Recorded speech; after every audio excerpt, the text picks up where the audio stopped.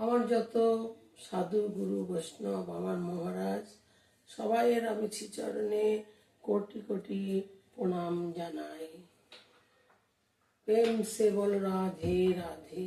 আমি আজকে পুরুষোত্তম মল আজকে অধিক মাস তার কথা বলবো, কেন এই অধিক মাসটা হলো সেটাই আমি পাঠ করব। মন দিয়ে শুনবেন। জয় জয় শ্রী রাধে।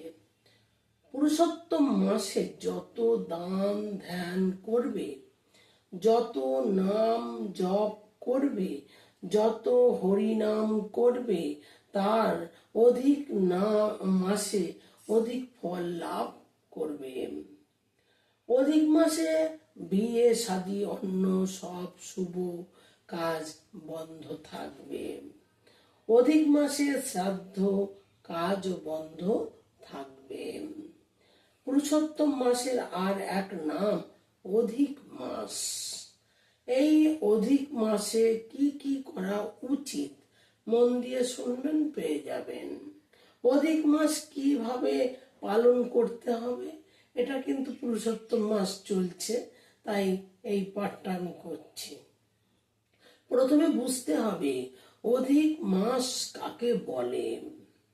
এটা জানতে হবে ভগবান সৃষ্টির মধ্যে 12টি মাস বানিয়েছেন। কার জন্যে? কিন্তু আর একটি মাস কেন বানিয়েছেন, কার জন্যে সেটা বলছি। এই মাসটি কেন বানিয়েছেন? একটি অসুর ছিল, নামটা ভালো করে শুনে নেবেন। নাম হচ্ছে হিরণ্যকশিপুর। সে বরদান চেয়েছিল হিরণ্যকশিপুর, যে তার 12 মাসে যেন মৃত্যু না হয়। সেই হিরণ্যকশিপুর উদ্ধারের জন্য ভগবান নৃসিংহ অবতার হয়েছিলেন, অর্ধেক নর অর্ধেক সিংহ। সেই অবতার হয়েছিলেন অধিক মাস।